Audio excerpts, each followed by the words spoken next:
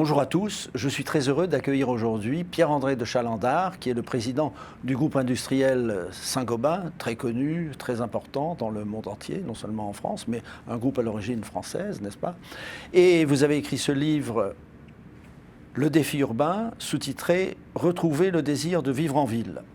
Alors, est-ce qu'il s'adresse aux personnes qui ne vivent pas en ville et qui veulent retrouver le désir de vivre en ville, ou j'imagine, puisque je l'ai lu, c'est quand même quelque chose de plus général sur le fait de vivre en ville et comment cela peut-il évoluer face aux diverses problématiques que nous connaissons, la pollution, la surpopulation, etc. Oui, c'est plutôt la deuxième raison. En fait, si j'ai écrit ce livre, c'est parce que, si vous voulez, la ville a été longtemps dans l'histoire associée à la civilisation, associée à la fête, associée au commerce, associée donc à la vie économique, à la culture. Et donc la ville était très positive. Hein, c'est la ville. Bon. Et puis, dans une période récente, la ville a été peu à peu aussi synonyme de pollution. 70% des émissions de gaz à effet de serre dans le monde viennent des villes qui occupent 2% de la surface de la planète. Donc les villes sont usines, non, les usines sont les villes sont au centre du problème du réchauffement climatique. Et puis plus récemment, on a vu avec la pandémie un phénomène d'anxiété des gens qui habitent la ville, puisque on voit bien que la contagion est plus facile des maladies dans la ville, comme ça avait été le cas d'ailleurs dans l'histoire au moment des grandes épidémies de peste ou d'autres. Donc si vous voulez, cette ville qui était un objet de désir, elle est devenue un lieu de pollution et d'anxiété. Et donc, du coup, je me suis interrogé, qu'est-ce que ça veut dire pour le futur? Voilà, c'est ça l'objet du livre. Est-ce que cette pollution urbaine n'est que le fait de la voiture, ou est-ce qu'il y a d'autres phénomènes? Non, si vous voulez, si vous prenez d'abord les émissions de CO2, la consommation d'énergie et les émissions de CO2 dans le monde, 40% c'est lié au bâtiment. C'est le chauffage, c'est alors un peu moins en Afrique en Scandinavie, mais il va y avoir la climatisation qui va devenir très importante. Donc c'est le chauffage et c'est plus important que les transports. Donc c'est beaucoup plus important que l'industrie. Hein, le chauffage et les transports. Donc c'est les deux gros. Et ça se passe essentiellement en ville. Alors, vous commencez, on va revenir à votre livre, car j'ai pris quelques notes. Vous racontez l'histoire de la première ville de l'humanité, donc Uruk, ça se prononce comme ça, et la ville du désir. Pourquoi? Voilà, oui, c'était ça, parce que d'abord, je ne connaissais pas jusqu'à une période récente, et en préparant ce livre, je me suis intéressé à l'histoire. Je me suis dit, pour parler de ce que va devenir la vie, c'est toujours intéressant de commencer par essayer de comprendre cette histoire. Hein, que je vous ai résumé en disant que c'était un objet. Et la première grande ville en Mésopotamie qu'on a trouvée assez récemment, qui s'appelle Uruk, eh bien, c'est une ville où il y a une histoire avec l'épopée de Gilgamesh qui est très intéressante, où on voit en fait que il y a un jeune garçon qui habite à la campagne et qui rencontre une jeune fille qui habite dans cette ville et qui l'attire vers la civilisation, alors que lui, il était encore dans l'économie de la subsistance. Hein, et donc la ville, c'est l'attrait. C'est la fête justement, et donc on voit bien que et c'est ce qui se passe encore dans toute une série de pays qui émergent progressivement, où la ville est un lieu d'attraction très important. Oui, mais à partir de quel moment les villes sont-elles devenues vivables, c'est-à-dire avec de l'eau, une organisation? Cette ville était très organisée, avec tout un système d'irrigation extrêmement important. On considère que aujourd'hui que c'est une des premières villes importantes, il y a pas mal de temps, avant les villes bibliques. Hein, d'ailleurs, les premières villes bibliques, elles sont plutôt associées à des choses pas formidables, qu'il s'agisse de la ville de Caïn ou la ville ou Babel ou Sodome. Ouais. C'est plutôt les mauvais côtés de la ville. Hein. Même si la Bible se termine par la Jérusalem céleste. Donc là, c'est une perspective plus positive. Mais si vous voulez, le passage de la nature à la ville est en fait le démarrage de la civilisation moderne. Et la ville apparaît quand l'homme n'a plus besoin de passer tout son temps à essayer de subsister en chassant ou cueillant ou pêchant. Et donc c'est à partir du moment où il y a du temps qui peut être consacré à autre chose qu'apparaît la civilisation et la ville. Oui. Alors à propos de la civilisation et à propos des inconvénients de la ville, vous avez parlé de la pandémie ou des pandémies. Est-ce que ces pandémies, qui remontent aussi à la nuit des temps, ont-elles eu une conséquence sur l'organisation des villes ou sur l'habitat en ville au fur et à mesure ? Non, pas vraiment. Non. Je ne crois pas qu'on ait tiré dans le passé des conséquences des pandémies sur l'organisation urbaine. Même si elles ont été terrifiantes. Elles ont été terrifiantes, mais en fait, la vie a repris après. Ah, oui. D'ailleurs, c'est un peu ce que je pense aussi, si vous voulez. C'est que là, actuellement, dans beaucoup de grandes villes, il y a des gens qui se posent la question d'aller vivre à la campagne. Et est-ce qu'on va avoir un exode très important ? Je n'y crois pas. Je n'y crois pas. Et je crois que le phénomène d'urbanisation va continuer. Aujourd'hui, il y a 4,5 milliards de gens dans le monde qui habitent dans les villes, et d'ici 20-30 ans, ce sera plutôt 6,5 milliards. L'urbanisation va continuer, simplement il faut la rendre vivable. C'est pour ça que je parle de retrouver le désir de vivre en ville, parce que c'est là qu'on va vivre. Et comment est-ce qu'on peut offrir aux citadins une plus grande qualité de vie tout en respectant davantage l'environnement ? Il y a beaucoup de choses à faire. C'est ce que vous il y a beaucoup de choses à faire, c'est ce que j'indique. Bon, il faut travailler sur les sujets de mobilité. La pandémie, elle a aussi fait apparaître avec le télétravail que pour beaucoup de gens qui voyageaient, les 2 heures de transport qu'ils faisaient dans la journée n'étaient pas extrêmement productifs. Donc il faut repenser ça. Ça veut dire qu'il faut probablement essayer de retrouver une plus grande inclusion, que les lieux soient moins ghettoisés, c'est-à-dire que les lieux où on travaille, les lieux où on habite, les lieux où on va faire de la culture, faire du commerce, eh bien il puisse y en avoir qui soient plus regroupés. Il y a un concept que j'ai trouvé intéressant, un sociologue qui s'appelle Carlos Moreno qui parle de la ville du quart d'heure. Alors, on ne peut pas avoir la ville du quart d'heure partout, mais si vous voulez, je pense qu'il faut repenser complètement la ville pour qu'on ait besoin, que le déplacement soit plus quelque chose qu'on a envie de faire qu'une contrainte, comme c'est le cas dans la majorité des grandes villes aujourd'hui. Donc ça, je pense qu'il faut repenser la mobilité. Après, il faut aussi repenser l'habitat, les bâtiments, pour avoir des bâtiments à la fois plus confortables, qui soient beaucoup plus sobres en énergie. Donc c'est la manière de construire. Alors dans les villes des pays neufs, c'est plutôt construire bien du premier coup. Dans les villes des pays anciens, c'est plutôt rénover de façon très importante l'habitat. Donc voilà, bâtiment, mobilité, il faut beaucoup travailler là-dessus avec un concept beaucoup plus inclusif. Mais on ne pourra pas faire partout la même chose. Oui. Donc l'idée, si vous voulez, qui a surgi à certaines époques, de dire on casse tout et puis on fait des villes nouvelles, globalement, ça n'a pas été une très grande réussite. Il y a aussi le concept de faire les villes à la campagne. Oui, alors ça c'est Maurice Allais, parce que l'air y est plus pur. Oui. On va mettre les usines à la campagne, mais non, je pense, si vous voulez, qu'il faut partir de l'existant et essayer de transformer l'existant. Mais alors, votre société Saint-Gobain est leader dans ce marché. Oui, c'est une très belle opportunité. Très important, ça c'est vrai. Donc vous en connaissez le coût. Et qui peut supporter le coût de ces améliorations ? Il y a 2 choses. D'abord, quand on construit dans des villes qui sont en train encore de grossir très fort, il faut construire bien du premier coup. Et ça ne coûte pas beaucoup plus cher. Mais il faut y réfléchir. Il faut bien penser. Bien isolé, bien isolé, et quand on le fait du premier coup, ça ne coûte pas plus cher. Vous savez, toute une série de pays, vous avez des réglementations environnementales, thermiques, qui donnent des normes, et après on consomme pratiquement, dans le neuf par exemple, en France, les maisons neuves ne consomment pratiquement pas d'énergie. Donc il faut coût supplémentaire de construction très faible. Très faible. Très faible. Parce que, si vous voulez, à partir du moment où c'est des normes, les produits qui permettent de faire ça sont des produits en masse, et donc ça ne coûte pas beaucoup plus cher. Et la rénovation, ça, c'est plus cher. Rénovation, ça c'est plus compliqué, c'est plus cher.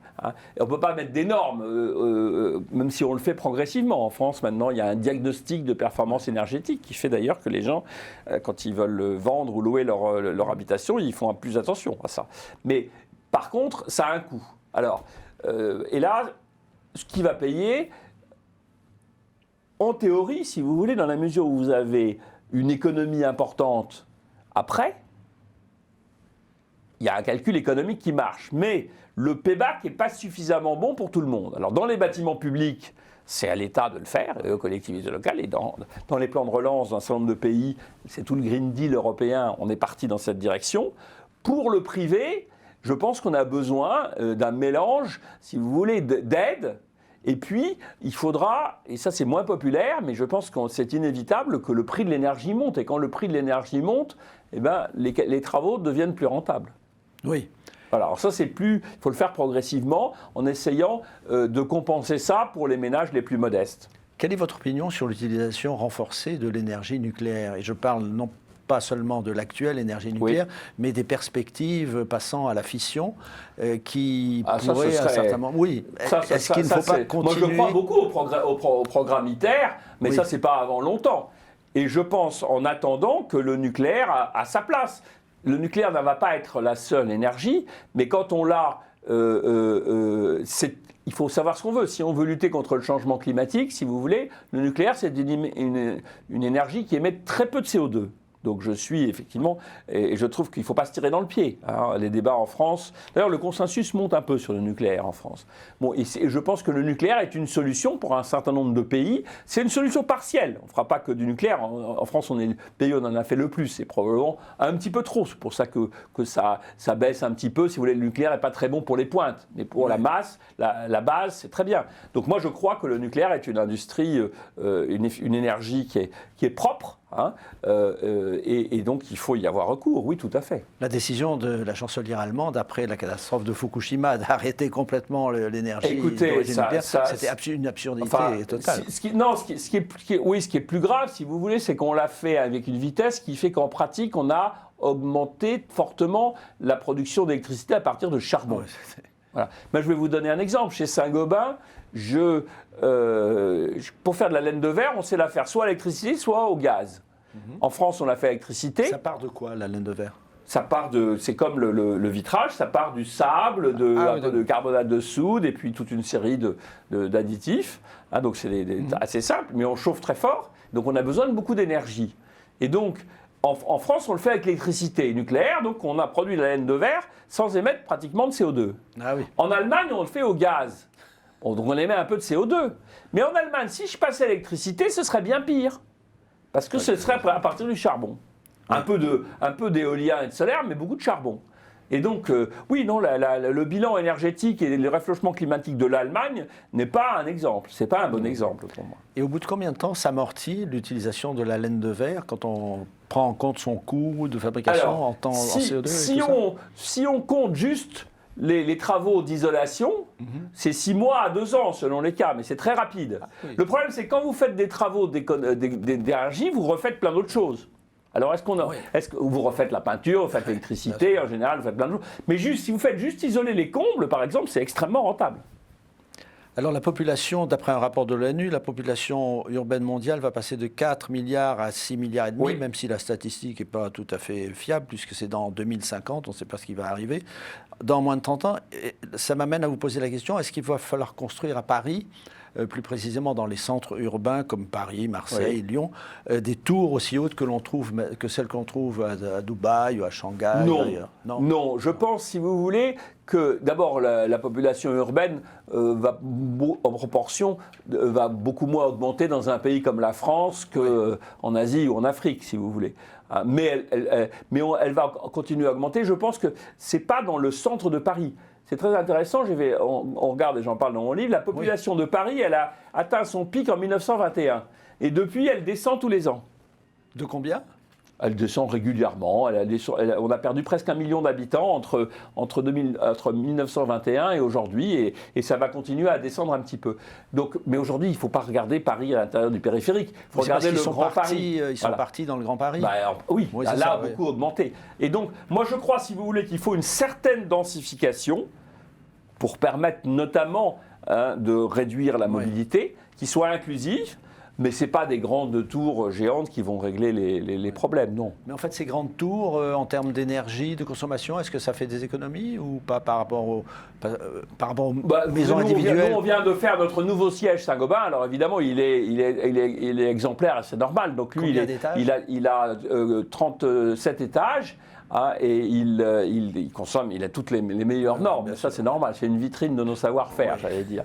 Non, mais je pense que si vous voulez, pour habiter, c'est pas idéal. Mais je pense qu'une certaine densification, parce qu'il faut aussi, moi je suis partisan, si on veut rendre la ville plus agréable, plus vivable, il faut amener un petit peu, il ne faut pas mettre la ville à la campagne, mais il faut amener un peu de nature dans la ville. En France, on l'a fait déjà, regardez, le baron Haussmann, c'était beaucoup de faire des parcs, hein. Ça a été de faire des grandes avenues, mais ça a aussi tous les parcs de Paris. Bon. Et je pense que quand vous regardez Paris par rapport à Londres, il y a beaucoup moins de nature. Je pense qu'il faudra à la fois densifier un peu et végétaliser, avoir un peu plus de nature dans la ville. On l'a vu au moment du confinement, les gens qui étaient confinés dans des petits appartements à Paris, ils étaient moins bien que ceux qui étaient un peu au vert. Donc je pense qu'il faudra amener un peu de nature dans la ville. Et beaucoup d'architectes et d'urbanistes réfléchissent à ça aujourd'hui. Alors dans votre livre, il y a un chapitre très intéressant que vous avez intitulé « La révolution vers la révolution des modes de construction ». Quand vous dites révolution, ça veut dire quoi exactement ? Si vous voulez, quand on regarde la manière de construire, d'abord on ne construit pas de la même manière dans les différentes régions, dans les différents pays du monde. Mais ça n'a pas énormément évolué. Et on est à l'aube de beaucoup de changements qui vont amener de la productivité. Aujourd'hui, c'est un secteur où il n'y a pas eu de gain de productivité depuis 50 ans. Ah bon, pourquoi ? Très peu. Regardez, si vous allez construire un pavillon en banlieue, on le construit à peu près de la même manière dont on le construisait il y a 30 ans. Bon. Et donc, il va falloir faire de la productivité. Ça, c'est des nouveaux matériaux. Par exemple, nous, chez Saint-Gobain, on est beaucoup dans la construction légère. Quand vous mettez de la plaque de plâtre, ça va beaucoup plus vite que de faire un mur en briques. Oui, bon, c'est moins solide. Et puis après, il va falloir utiliser. Non, c'est pas moins solide. C'est pas moins solide, parce que ça, c'est une vue de l'esprit. Non, c'est pas un mur en briques. Bon, c'est pas. Mais si vous voulez, on va surtout utiliser des techniques.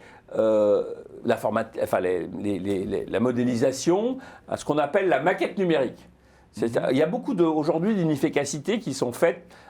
Parce que l'architecte ou les plans ne sont pas exacts, on passe son temps à corriger. Et donc on va utiliser progressivement la maquette numérique, ce qu'on appelle BIM en anglais, hein, qui va où on met tout dans un logiciel. Tout le monde a le même, et donc ça permet de gagner beaucoup de temps. Bon. On va aussi aller dans certains pays vers ce qu'on appelle la préfabrication, c'est-à-dire qu'il y a des partiels ou totales. Hein, c'est-à-dire qu'on va construire en usine des morceaux de la maison qu'on va assembler sur place. Ça va faire des gains de productivité importants, parce qu'il faudra construire plus vite. Et dans beaucoup de pays, vous avez un problème de main-d'œuvre dans le bâtiment. Aujourd'hui, si vous voulez, on a une reprise très très forte, là, avec la fin du confinement. Tous les gens dans tous les pays du monde qui ont été confinés, en plus, ils ont envie de rénover. Hein. Eh bien, on a un manque de main-d'œuvre. Donc je pense qu'on va utiliser, il faut faire des gains de productivité. Et ça passe par une digitalisation de toute une série de procédés, ça passe par la préfabrication, ça passe par aussi des modes constructifs nouveaux et plus efficaces. Et Saint-Gobain, bien évidemment, comme d'autres, travaille sur ces sujets. L'impression 3D également ? Alors l'impression 3D, on en fait un peu. On a fait une première maison impression 3D aux Pays-Bas il y a 2 mois. Qui est amusante. Ça ne va pas répondre à tous les besoins, mais ça peut être une partie de la solution. Vous avez un service de la ville durable, c'est ça ? Enfin, vous on travaille beaucoup sur tous ces sujets-là, et on travaille beaucoup avec les architectes, avec les promoteurs, pour essayer de réfléchir à ce que sera la ville de demain. C'est effectivement une sorte de révolution, parce qu'il y a aussi les matériaux qui sont concernés.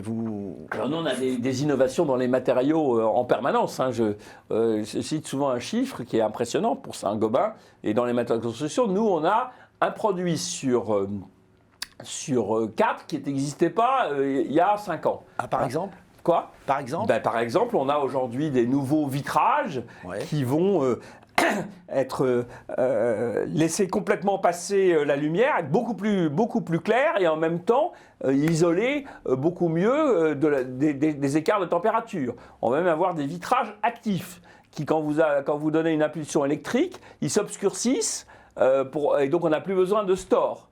Hein. On a des plaques de plâtre qui éliminent les composés organiques volatiles, hein, et donc qui améliorent la qualité de l'air.